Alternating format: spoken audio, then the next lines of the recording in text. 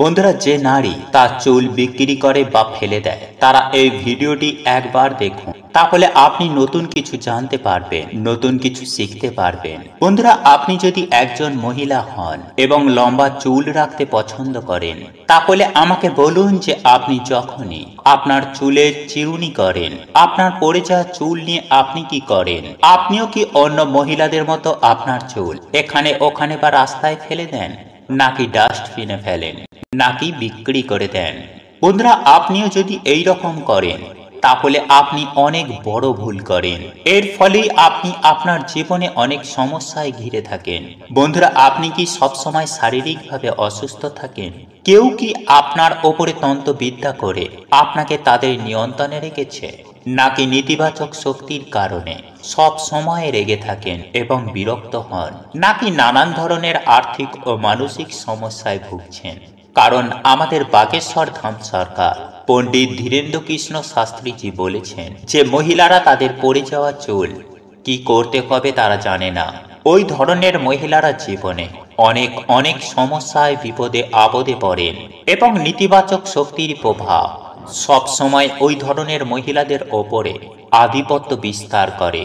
তাহলে এখন প্রশ্ন হলো, পড়ে যাওয়া চুল কি করা উচিত, এবং সেই চুল এখানে সেখানে ফেললে আমরা কি সমস্যার সম্মুখীন হতে পারি?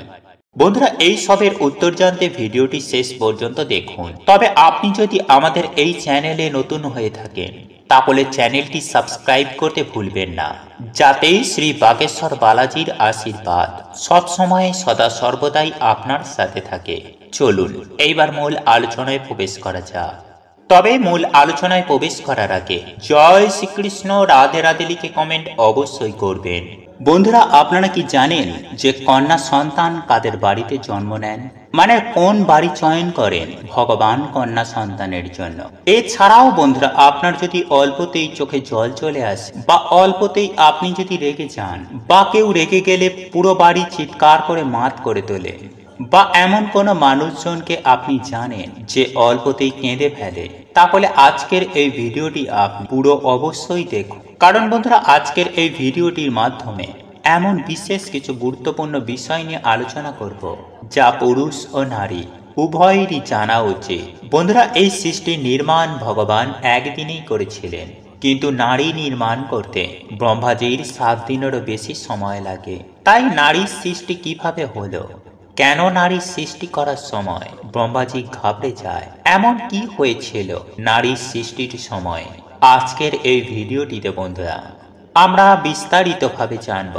তাই ভিডিওটা বন্ধুরা অবশ্যই অবশ্যই পুরো দেখুন, এবং ভিডিওটি ভালো লাগলে ভিডিওটিতে একটি লাইক দিয়ে বন্ধু বান্ধব আত্মীয় পরিজনের সাথে শেয়ার অবশ্যই করবেন।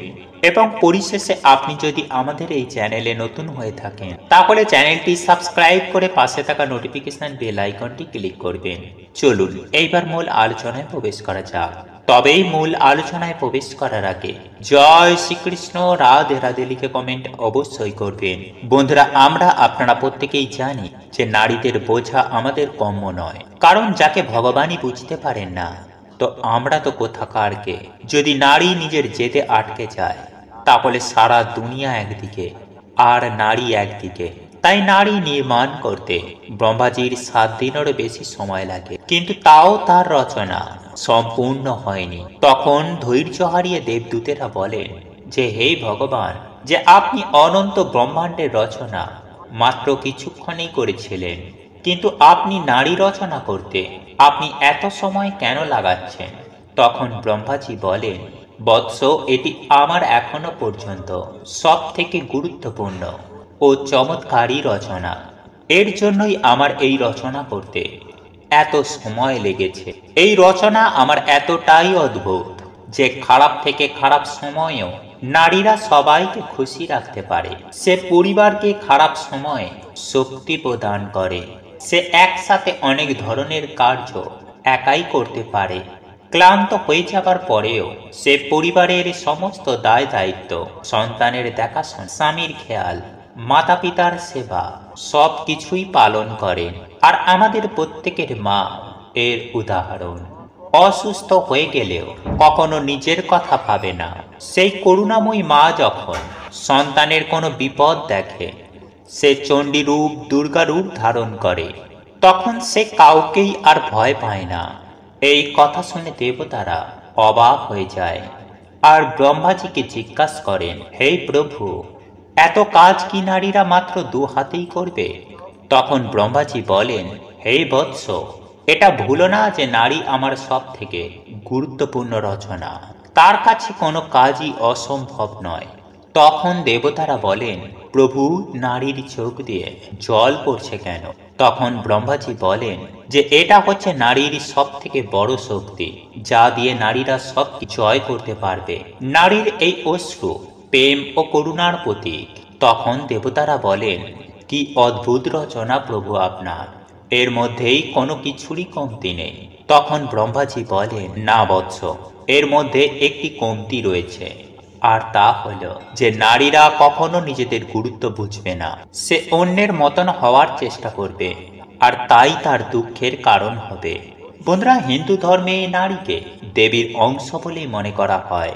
একজন নারী বাড়ির অন্নপূর্ণা ও সাক্ষাৎ মা লক্ষ্মীর অংশ হয়। নারী ছাড়া কোনো বাড়ি সম্পূর্ণ হয় না। এই সৃষ্টি চালিয়ে রাখতে নারী বড় ভূমিকা পালন করে। তাই বন্ধুরা, আমাদের জানা দরকার যে নারীর কোন অঙ্গটি ভুলেও কখনো স্পর্শ করতে নেই, নইলে আপনি বরবাদও হতে পারেন। হ্যাঁ বন্ধুরা, আপনারা নিশ্চয়ই অবাক হচ্ছেন, কিন্তু এটাই সত্য। বন্ধুরা, সমুদ্র শাস্ত্র অনুসার নারীদের এই অঙ্গটি ছুঁলে সেই ব্যক্তি বরবাদ হয়ে যায়। কিন্তু কেন, কি রয়েছে এমন এই অঙ্গে? শুনলে আপনারাও চমকে উঠবেন। তাই বন্ধুরা, ভিডিওটি অবশ্যই পুরো দেখুন। বন্ধুরা, আমাদের হিন্দু ধর্মে অনুসার যে বাড়িতেই নারীকে সম্মান করা হয়, সেই বাড়িতেই সদা সর্বদাই মা লক্ষ্মীর বাস হয়। ফলে এমন বাড়িতে কখনো আর্থিক অভাব অনটন আসে না। কিন্তু যে বাড়িতে একজন নারী বিনা কারণে চোখের জল ফেলে, সেই বাড়িতে কখনো মা লক্ষ্মীর বাস হয় না। ফলে আজ নয়তো কাল সেই বাড়িতে দুঃখ, কষ্ট, জ্বালা যন্ত্রণা, অর্থের অভাব লাগবেই লাগবে। কিন্তু এটাও সত্য বন্ধুরা, যে সব মহিলারাও গুণবান ও ভাগ্যবতী হয় না। যেমন এই সৃষ্টিতে পজিটিভ নেগেটিভ দুটোই রয়েছে, ঠিক তেমনই সৃষ্টিতে ভালো মন্দ, নারী পুরুষ উভয়ই রয়েছে। তাই যদি কোনো নারী বিনা কারণে কাউকে কাঁদায়, তাহলে তাকেও কিন্তু এর ফল ভোগ করতে হবে। তাই বন্ধুরা, চলুন এইবার আমরা জেনে নিই যে সমুদ্র শাস্ত্র অনুসার সৌভাগ্যবতী নারী কারা, আর কেন আমাদের নারীর এই অঙ্গ ছুঁতে নেই। বন্ধুরা, যে নারী সবার সাথে ভালো ব্যবহার করে, ঈশ্বরের পুজো আরাধনা করে, নিজের কর্তব্য ঠিকমতো পালন করে, জীবনে যত বড় সমস্যা বাধা বিপত্তি আসুক না কেন, নিজের ধৈর্য কখনোই হারায় না, এমন নারীকেই বন্ধুরা সৌভাগ্যবান স্ত্রী বলা হয়। সাথে সাথে বড়দের সেবা করা, ছোটদের প্রেম করা, সর্বদাই দান পূর্ণ করা, ভুল হলেই সহজেই ক্ষমা করে দেওয়া, বুদ্ধিমান ও করুণাবান স্ত্রীকে গুণবান স্ত্রী বলা হয়।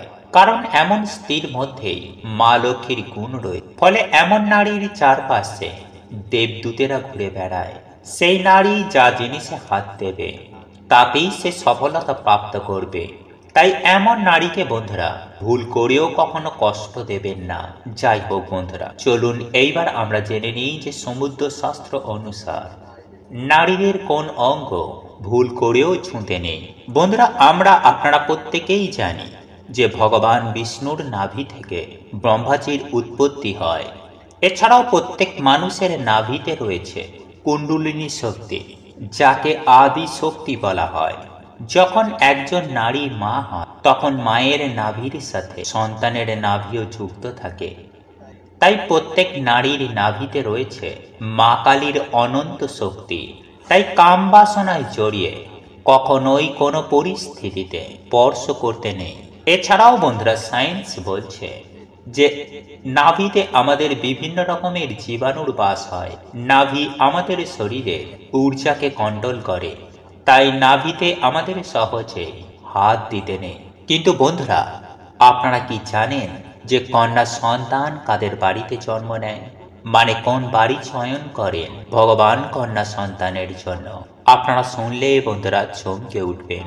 আসলে বন্ধুরা বহু মানুষই জানেন না যে কন্যা সন্তান বহু পুণ্যের পর আমাদের বাড়িতে জন্ম নেয়। তারা ভাবে যে কন্যা সন্তান জন্ম নিলে তাদের বংশের উন্নতি হয় না, কিন্তু বন্ধুরা এটি শুধু মূর্খতা।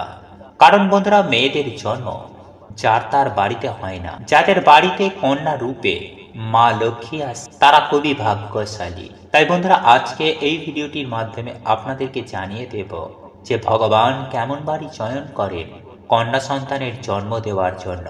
কোন সেই পূর্ণ কর্ম যার জন্য ভগবান সেই মাতা পিতার গর্ভে কন্যা সন্তানের জন্ম দেয়।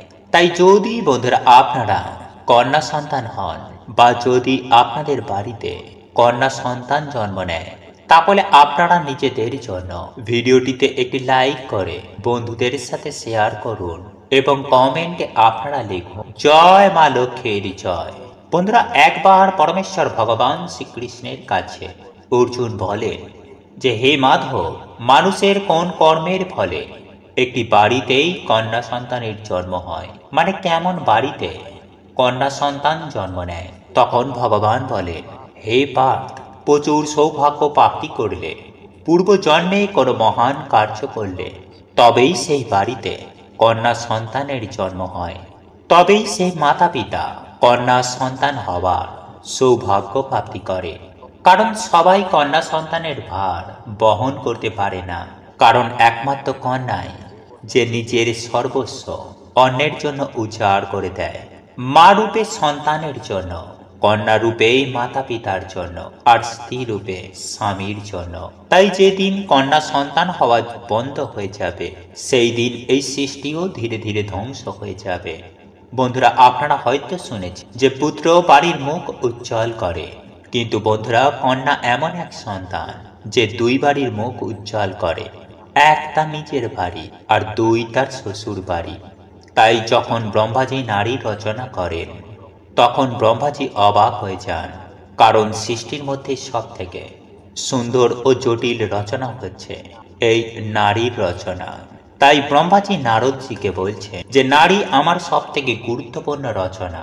নারীর কাছে কোনো কিছুর কমতি নেই, নারীর কাছেই কোনো কাজই অসম্ভব নয়। সে চণ্ডী রূপ ধারণ করে অসুরের বিনাশ করতে পারে, আবার লক্ষ্মীর রূপ ধারণ করে সেই বাড়ির কল্যাণও করতে পারে।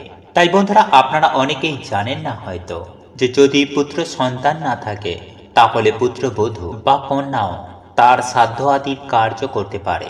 কারণ রামায়ণের অনুসার মাতা সীতাও সাধ্য আদি কার্য করেছিল। তাই বন্ধুরা আমাদের বাড়িতে কন্যা সন্তানের জন্মকে এক উৎসবের মতন আমাদের পালন করা উচিত।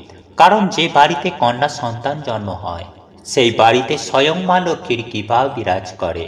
তাই কন্যা সন্তান আমাদের বাড়ির বোঝা নয়, আমাদের বাড়ির সম্মান। যখনই নারীদের সাজসজ্জা নিয়ে কোনো আলোচনা হয় তখনই হিন্দু ধর্মে সমুদ্র শাস্ত্র নামক গ্রন্থে নারী সম্পর্কে অনেক কথা বলা হয়েছে, যেখানে নারীদের আচার আচরণ থেকে শুরু করে সাজসজ্জা পর্যন্ত প্রত্যেকটি বিষয়ে গুরুত্বপূর্ণ তথ্য লেখা হয়েছে। নারীর শুভ অশুভ লক্ষণ। নাম্বার 1, যে মহিলার কপাল লম্বা, এমন মহিলা তার শ্বশুর বাড়ির জন্য অশুভ। নাম্বার 2, যে মহিলার কোমর ভারী, এই ধরনের মহিলারা যা খুশি তাই করে এবং কারোর কথা শোনে না। নাম্বার 3, যদি একজন মহিলা হাঁটার সময় তার পা দিয়ে ধুলো উড়িয়ে হাঁটেন, এমন মহিলারা পরিবার ধ্বংসের কারণ হয়ে দাঁড়াতে পারে। নাম্বার 4, যেসব মহিলার কানে প্রচুর চুল থাকে, এই ধরনের মহিলারা ঘরে ঝামেলার কারণ হয়ে দাঁড়ায়। নাম্বার 5, যে মহিলাদের আঙুল লম্বা এবং সুন্দর, এই ধরনের মহিলা তার স্বামীর জন্য ভাগ্যবান প্রমাণিত হয়। নাম্বার 6, একজন মহিলার যদি নাকে তিল থাকে, এমন মহিলা খুব ভাগ্যবান হয় এবং এই মহিলারা জীবনে সমস্ত আনন্দ পান। নাম্বার 7, যে মহিলাদের গোড়ালি চওড়া, তাদের রাগ বেশি হয়। নাম্বার 8, যে নারীর চোখ হলুদ এবং একটু ভয়ঙ্কর, এই ধরনের নারীর স্বভাব খুবই খারাপ, এদের অশুভ বলে মনে করা হয়। নাম্বার 9, যে নারীর রাশি ধনু, মীন এবং বৃষ, তারা খুব ভাগ্যবান, তারা অল্প সময়ের মধ্যে অনেক সাফল্য পায়। নাম্বার 10, যেসব নারীর জিভের রং লাল, এই ধরনের নারীরা তাদের জীবনের প্রতিটি সুখ পান। নাম্বার 11, যেসব মহিলার ঠোঁটের ওপরের অংশে বেশি চুল থাকে এবং তাদের উচ্চতা অনেক লম্বা হয়, এই ধরনের মহিলারা তাদের স্বামীর জন্য অশুভ প্রমাণিত হয়। নাম্বার 12, যে মহিলার কনিষ্ঠ আঙুল মাটি স্পর্শ করে না, এমন মহিলার অনেক স্বামী থাকে। নাম্বার 13, যে মহিলার অনামিকা আঙুল ছোট, এমন মহিলারা ঝগড়ুটে, তারা প্রত্যেকটি বিষয়কে নিয়ে ঝগড়া করে। নাম্বার 14, যে নারীর পেট কলসির মতো, সে নারী সারা জীবন দারিদ্র এবং দারিদ্রতার মধ্য দিয়ে পার করে। নাম্বার 15, যে মহিলার ঘাড় বাঁকা, এই ধরনের নারীরা তাদের জীবনে দাসীর কাজ পান। বন্ধুরা, এছাড়াও সমুদ্র শাস্ত্রে কথিত আছে যে নারীকে দেবী লক্ষ্মী এবং নারীর চুল দেবী লক্ষ্মীর প্রতীকও মনে করা হয়। চুল শুধুমাত্র যে নারীর সৌন্দর্য বৃদ্ধি করে তা নয়, বরং যেসব মহিলার চুল লম্বা হয় তারা দেবী লক্ষ্মীর বিশেষ আশীর্বাদও পান। আর এই ধরনের নারীরা তাদের জীবন নানানভাবে উন্নতি করতে পারে। কিন্তু গুরুজি আরো বলেন যে মহিলারা প্রায়শই তাদের চুল নিয়ে এই ধরনের অনেক ভুল করে, যার পরিণতি তাদেরকেই ভোগ করতে হয়। কারণ মহিলারা প্রায়শই এটি জানেন না কোন দিন তাদের চুল ধোয়া উচিত, এবং মহিলারা এটিও ভুলে যান যে কবে তাদের মাথার চুল কাটা উচিত নয়। বন্ধুরা, হিন্দু ধর্মে একটা বিশ্বাস আছে যে সপ্তাহের 7 দিনের মধ্যেই কিছু বিশেষ দিনে চুল ধোয়া বা কাটা হলে এটা তার পরিবারের জন্য মোটেও ন্যায়সঙ্গত নয়। বন্ধুরা, আপনি প্রায় লোকেদের বলতে শুনেছেন যে মঙ্গলবার, বৃহস্পতিবার এবং শনিবার মহিলাদের চুল কাটা উচিত নয় এবং ধোয়াও উচিত নয়। এছাড়াও অনেকেই নারীদের সোমবারেও চুল ধুতে বারণ করেন। এছাড়াও মাসে কিছু বিশেষ দিন উল্লেখ করা হয়েছে, যেমন অমাবস্যা, পূর্ণিমা এবং একাদশী। এই দিনগুলিতে মহিলাদের চুল ধোয়া বা কাটা একেবারে নিষিদ্ধ। কারণ জ্যোতিষশাস্ত্র বলে যে এই দিনগুলিতে চাঁদ উচ্চ বা নিম্ন অবস্থানে থাকে, যার কারণে এটি আমাদের মন এবং মস্তিষ্কে প্রভাবিত করতে পারে। এতেই শুধুমাত্র তাদের স্বাস্থ্যের ওপরে নয়, তাদের আচরণের ওপরেও এর প্রভাব দেখা যেতে পারে। এছাড়াও আপনি আপনার কাটা চুল এখানে সেখানে ফেলে দেবেন না, সেগুলো কারোর পায়ের তলায় যেন না আসে। এর পাশাপাশি নারীরা যখন তাদের দৈনন্দিন জীবনে প্রতিদিন চুল আঁচড়ান, তখন তাদের অনেক চুলও পড়ে যায় এবং প্রায়শই মহিলারা সেই চুলগুলি আবর্জনার মধ্যেই বা রাস্তায় ফেলে দেন, কেউ কেউ বিক্রিও করে দেন। বন্ধুরা, প্রত্যেকটি মহিলাদের জানা দরকার যে তন্ত্রশাস্ত্র মহিলাদের চুল দিয়ে করা হয়, আর যে নারীরা তাদের চুল এদিকে ওদিকে ফেলে দেন, তাদের চুল কোনো তান্ত্রিকের কাছে চলে গেলে চুলের অপব্যবহার করা হতে পারে। যে কোনো অশুভ শক্তি বা অশুভ আত্মা চুলের মাধ্যমে আপনার ওপর আধিপত্য বিস্তার করতে পারে। অনেক তান্ত্রিক লোকেরা চুল ব্যবহার করে মহিলাদের ওপর বশীকরণ করে। তন্ত্র শাস্ত্রেও ক্ষমতা সিদ্ধ করার জন্য নারীর চুল ব্যবহার করা হয়। তাই বাগেশ্বর ধাম সরকার পণ্ডিত ধীরেন্দ্র কৃষ্ণ শাস্ত্রীজি বলছেন, আপনি যদি আপনার চুল কাটান বা আঁচড়ানোর সময় যে চুল উঠে যায়, এই চুলগুলো সংগ্রহ করে কোথাও মাটিতে পুঁতে ফেলার চেষ্টা করা উচিত। আর যদি সেটা করতে না পারেন, তবে যখনই আপনি আপনার চুলগুলি আবর্জনার মধ্যে ফেলে দেবেন বা এখানে সেখানে ফেলবেন বা বিক্রি করবেন, তখনই সেগুলোকে একত্রিত করে তাতে থুতু ফেলে দিন। এটি করলে কোনো তান্ত্রিক বা অশুভ শক্তি আপনার চুল ব্যবহার করতে পারবে না। বন্ধুরা, আশা করি আপনি অবশ্যই আপনার জীবনে গুরুজির বলা জিনিসগুলি গ্রহণ করবেন এবং পরের বার আপনি অবশ্যই আপনার চুল এখানে সেখানে ফেলে দেওয়ার আগে 2 বার ভাববেন যা গুরুজি বলেছেন।